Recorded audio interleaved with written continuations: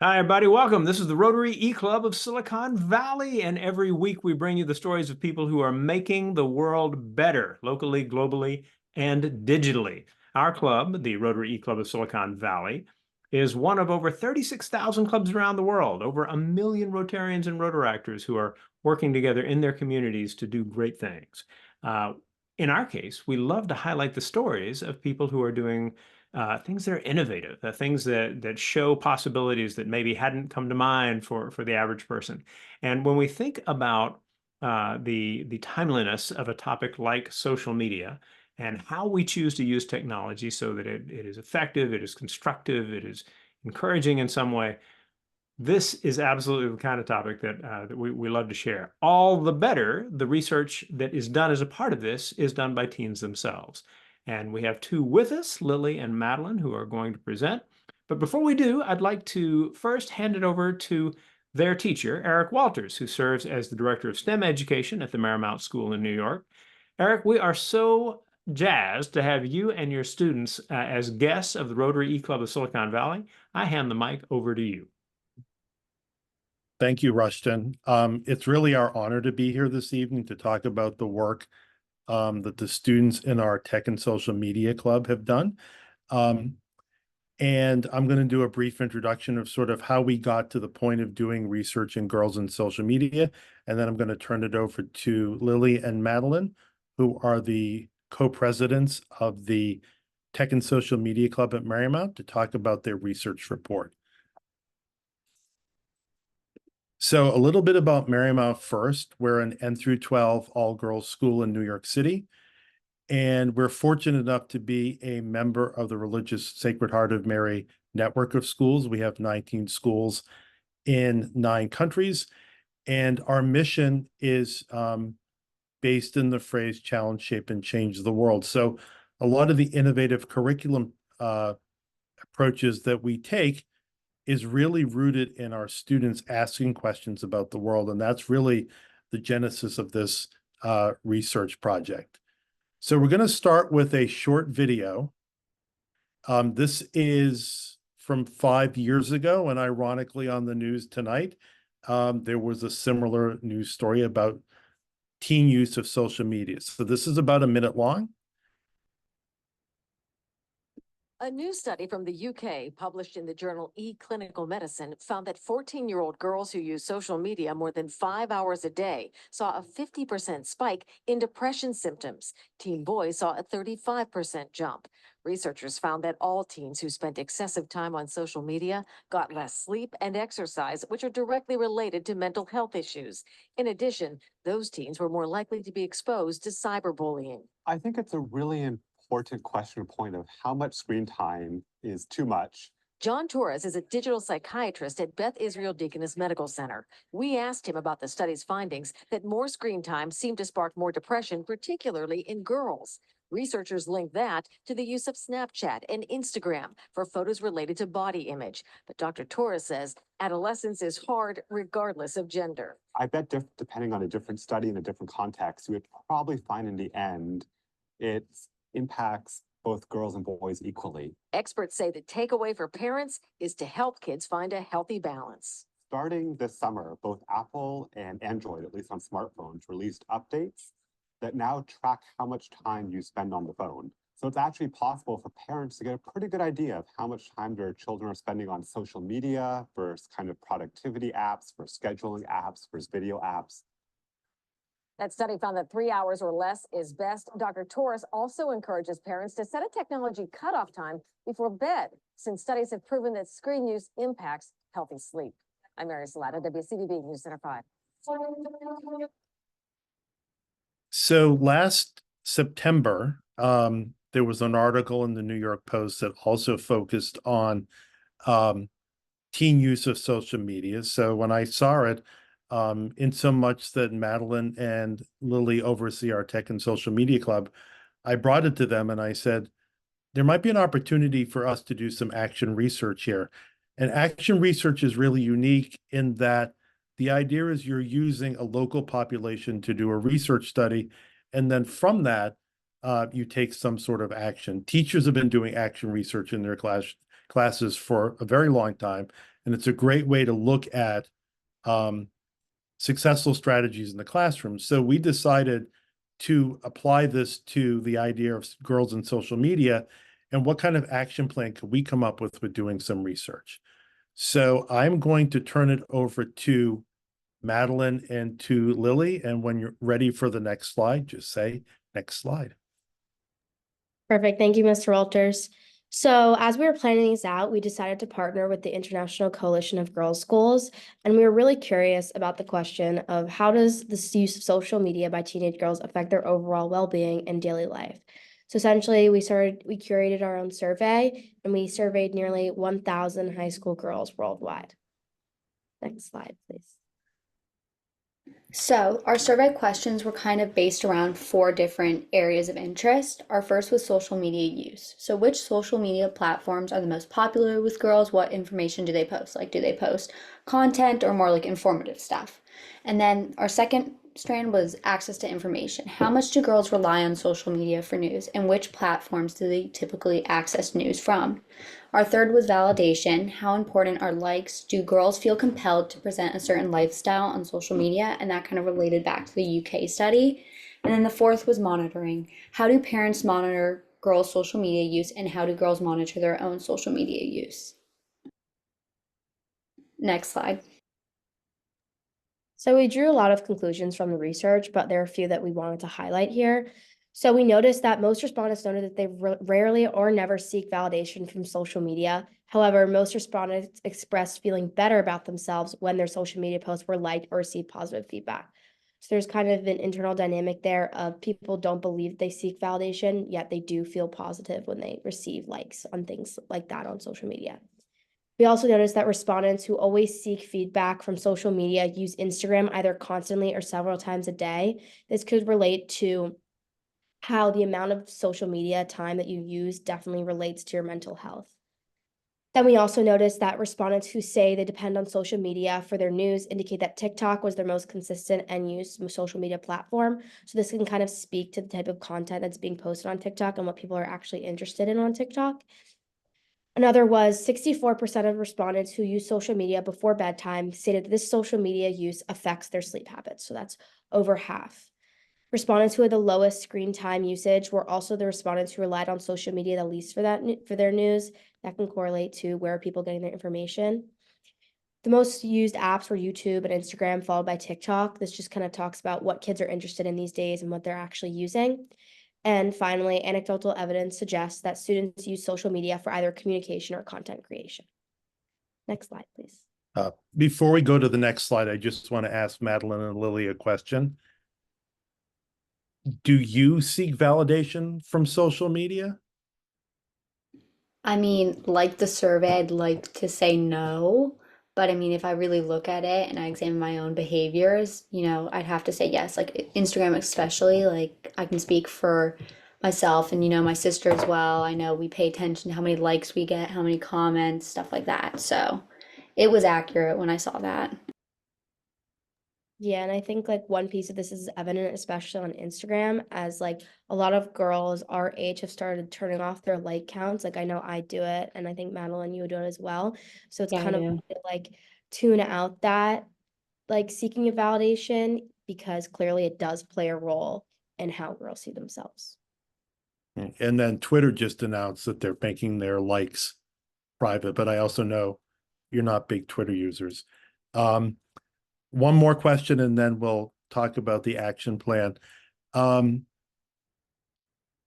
do you use social media? I know just from having conversations with your peers in the hall, most of them use it for communications or they're creating content. Is that how you tend to use it, or do you use it in other ways? I agree. Like I use Snapchat for communication and I use it also for content, TikTok especially. But one of the things is like TikTok for news, there are definitely things that I see that I would like classify as news and they do come from TikTok. So I would also include that. Yeah, I would also say for like TikTok, there's definitely like a watching aspect. So like not just creating content or communicating, but a lot of time spent on TikTok is kind of just like observing or like listening. So I think that is also an important part. Okay. One more question, I promise. There's been a lot in the news about the use of mobile devices in schools. Can you just briefly talk about how you used your mobile devices in physics this year? I would say we kind of had like a freer approach or like less restricted, and it was nice because we were able to use our phones. I mean, we didn't use them in classes or like use them when we were doing presentations, but we used them during labs to take photos, document the work we were doing. I think that just gave our phones like kind of like a new purpose, like more as like a learning tool, kind of like one of the things that they're promoted as good for, but it was really like one of the first times I've actively been able to use my phone as like a positive like tool in my work. Yeah, and I think we also like use that with social media like YouTube. Like we published a lot of our projects on YouTube and we're able to share like content that way. And it was definitely a way where we could like productively use like our devices in like a learning environment. All right. Thank you for sharing that. Let's talk a little bit about your action plan going forward. Yeah, so from this research, we kind of gathered that overall we need a more nuanced approach to girls' social media and online technologies. We recommend that parents and educators promote digital literacy skills, help girls to critically evaluate online content, and develop healthy online habits to manage the use of mobile devices and, most importantly, manage their use of social media. So to kind of promote what we've been doing, we want more of our research to be published in like age appropriate journals, and we want to present more of our research at webinars, workshops, and conferences. And one thing that we do at our schools is we host kind of workshops with parents, students, and like teachers. So kind of enhancing our own workshops to kind of reflect the things that we learned in this study, and then also offering our workshops to other educational institutes. And then finally, looking at our own school's social media policies and making recommendations based on what we've learned. So if you were going to like summarize like your one big takeaway from the study, like was there one thing that surprised you? I think for me, it was the fact that like a lot of respondents didn't believe that they were seeking validation, but there was like kind of that correlation. So it kind of speaks to like how this can be an unknown issue and it can be like kind of swept under the rug. But like with research like this and like more publishing of our and more workshops and things like that, like people can actually understand what an impact it has. So we're going to turn it back over to Rushton, who is going to transition us to the Q&A, which we've done a little bit so far. Thank you, Mr. Walters. It's really cool. And if we'll stop sharing right now, I'll introduce the group that we have got on the recording today. First of all, from our club, we have, I believe, 4 of us. I'm in San Jose, California. My name is Rushton. In Houston, Texas is Rory.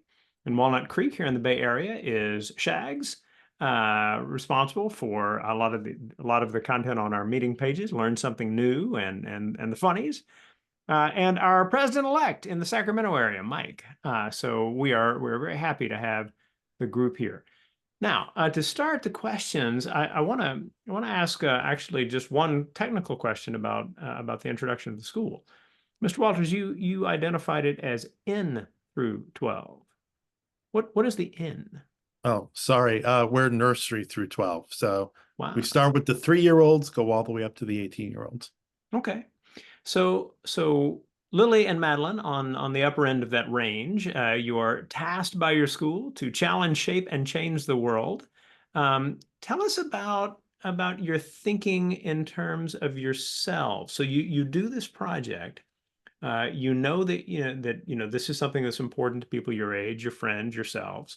How do you see that being a part of the challenge, shape, and change the world that is the motto of the school? I guess I can start. At least for me, for challenge, shape, and change the world, I looked at this a lot like challenge. For me, social media is a huge part of our lives. A lot of times we don't want to examine the more negative aspects of it or like kind of like highlight that it does have a negative impacts on us. But I really thought, like challenge my own beliefs that like I didn't really want to see how negative social media can be for me. But then I was looking at 1,000 girls around my age across the world with different cultures, different lives, different everything, and yet we all seem to share the fact that social media does have truly like, negative impacts on us. And I think that was something that challenges a lot of our perceptions, and I think that was something that the school calls us to do sometimes. I think we can also change the way that a lot of, especially with the parent workshops, see social media. So they know like there is, yes, this negative aspect, but there also definitely is a positive aspect as well. And that can definitely go into shaping like how we monitor and use social media like going into the future. That makes sense. And as you think about the positive uses, we'll come back to the challenges that your research highlights. But about the positive uses, you note that most teens seem to be using social media for communications or for creating content. With the content, what are examples of content that you have felt have been particularly constructive, positive case uses of content creation? I mean, I guess I can speak for like at our school, a lot of time girls like to post TikToks with our teachers in them doing like funny challenges or doing dances. And those, they're very fun, they're harmless, and those are like content that's engaging. It kind of unifies the school as well because everyone, like we can all engage with that post and be like, that's our teacher. And like he's doing something like funny and we can enjoy it. And then also like as you noted, like communication. It's huge. Like I use Snapchat every single day for communication for people that live across the world. It's so easy. So that's obviously a benefit to it. Yeah, I've definitely kept in touch with people that I definitely would have not have if it wasn't for social media. Like I think also like content creation, like especially videos on TikTok, people a lot of the times showcase their creativity and like people that you wouldn't like maybe might be shyer in person, like they're really, really funny online and they showcase like a different side of their personality that you would have never known if that wasn't there. All right. Well, speaking of TikTok, I mean, there is obviously plenty of news out there about TikTok, and efforts to ban it or force a sale or these kinds of things. Can you describe, from your point of view, what is different about TikTok? Maybe structurally, there's a lot of people who have heard of it but never use it. And certainly in my age range. But what is it that makes TikTok different in some way and attractive as a tool? I think that it's really captured our generation just because of the quickness of the app and the video aspect of the app, because the films are like 15 seconds long. So it's very easy to continue to scroll like endlessly on TikTok. And I think that there's only like so much you can look at with photos, but I think videos, like there's a more engaging aspect to that. And especially because there's like an infinite amount and there's like that scroll feature, like it just feels like you can continue and continue going. And I think that's what pulls people in so much. Yeah, I agree with Lily. I think they're short clips, we don't have to like keep our attention for a long time. It's engaging. You see more to a person's life in a video than you do in a photo. And I think that like TikTok especially has developed into becoming a very like real app in the way that people like to post a lot of like get readies with me. Like they like to talk about their lives. It's kind of like YouTube, but like shorter. So like the things that made YouTube addictive kind of apply to TikTok, except now they're like shorter videos. It also like appears more real. I think a lot of times on Instagram, people share like the best aspects of their lives or like very specific moments and milestones. And like TikTok, it feels more friendly and like open-ended to anybody. Well, that's actually a really interesting set of nuances. Thank you for sharing that. Let's come back to some challenges. It is one thing to decide you're going to do some research at your school and to poll people at your school, but you guys researched this topic with people answering surveys from around the world. Tell us a little bit about that as a process, how you reached out, what kind of reaction you got, and how many responses you ended up with from different places. So to kind of like get all the people, as we said, we worked with the International Coalition of Girls Schools. So they kind of gave us a whole record of all their schools. Well, first we reached out to all the schools within our SHM network because that was just like the easiest, we had all of their stuff. And we would email all of them, we would send them the survey, we'd ask them to work with us, send it to their high school students. And then we kind of branched out using the International Coalition of Girls' Schools, their data. And it was challenging, you know, we had to go through websites, had to find who would be the best person to email. And sometimes we didn't get a response, but you know, that's okay. And I think that we did get in the end like 1,000 responses, which we were really like grateful and like surprised that there was that many people like willing and like wanting to take our form. But it also kind of speaks to the fact that like people are interested in this topic like around the world, and it's not just New York City. Got it.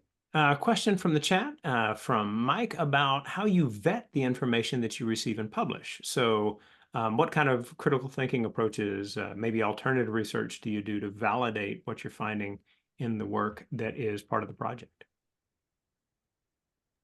So us and a few other girls went through the research multiple times looking for errors and things like that. We organized our research in like a spreadsheet. So we looked at all the responses kind of raw, and then we went with what we thought would be most beneficial to the survey. And in doing that, did you find that there was a certain approach to leaving certain data out? Did you determine that certain kinds of data would not be useful for the research? Yeah, sometimes we had students who just kind of like clicked the same answer for everything, and it became obvious because they'd just be like, no, no, no, no, no, and just pick all the same. And we were just like, these have no correlation. And there was only like a couple of them, so we were able to like root those out pretty easily. But those were like the first ones we were able to kind of just be like, there's no actual relation to anything that they're stating. And if we looked at like the other 950 answers, we could find a connection. So we were like, these are obviously just not going to be that beneficial to us. We also had first asked about their ages and their like place of origin, and we kind of ignored those in the end of the research study because we felt that we wanted to cover just like teens in general rather than like 9th grade versus 10th grade versus 11th grade versus 12th grade.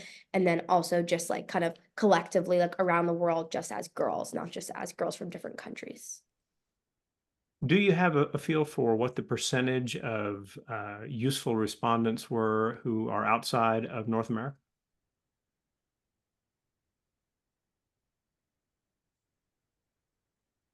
I would say, just looking at like our numbers now, I would say so the majority of responses we got were from within the country, but it was like very close. It was like 500 to 400 or something like that. I can pull up the exact numbers, but so I would say if I had to approximate, I'd say around like 400 of the like 500 international responses. I'd say 400 of those were like pretty much accurate, or like 470.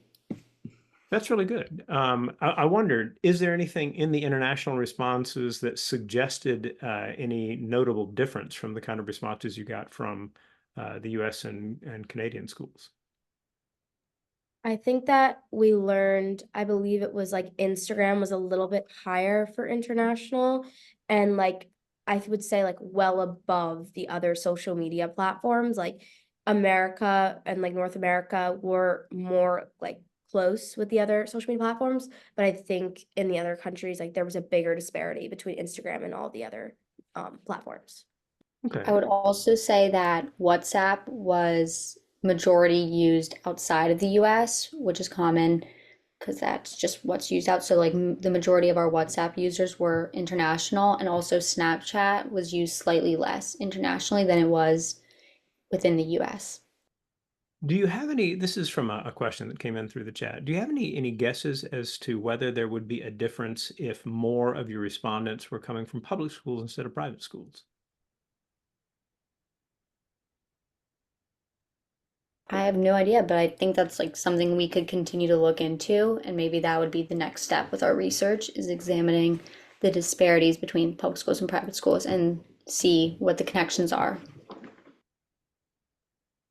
It is certainly an interesting question as to whether the presence of expensive equipment in the form of a smartphone is the kind of thing that might lead to particular problems in a way that those who can't afford it, who therefore also don't have the same access to content creation and communication that you do, might be spared some of that. And it would be interesting to see if that comes out. Another question that came in from the chat has to do with whether there's kind of a linear relationship between the amount of time spent on something like TikTok and rates of depression. So, you know, if someone's spending 1 hour a day, are they half as likely to kind of encounter this as someone who spends 2 hours a day? You spoke a little bit about that, I think, in your presentation, but if you want to add a little more detail, that'd be great. Yeah, I think one of our conclusions was the people that had checked off on the survey, like that they use Instagram like either constantly or like most of the time, they were much more likely to seek validation. So I think it goes into the fact with the like how consuming is the social media like to your life, and like the amount of time that you spend definitely correlates to like your self-image on that app. Yeah, I would say overall, a lot of our studies just showed that the students who, because we had them all report their screen times, the ones who on average had the lowest, which was like 1 hour, less than 1 hour, 1 to 2 hours, they overall had like the lowest numbers for like social media affects my sleep. I use social media for news, and social media affects my own validation, which kind of all connect to show that yes, like your use of social media does have an impact on your mental health. All right. Well, fantastic work. It's really cool to see the level of detail that you guys bring to the study that you're doing. I'm going to wind things down and then hand it back to you. And specifically, I would like for you, when I do, to give advice to other young people who are thinking about the possibility of doing their own action research in the same way that the students at Marymount get to. So for all of you who've joined us as a part of this recording, whether it is on our YouTube channel, whether you're seeing it on our SiliconValleyRotary.com page, or whether you're listening to it as one of our podcasts, we thank you for spending your time with us.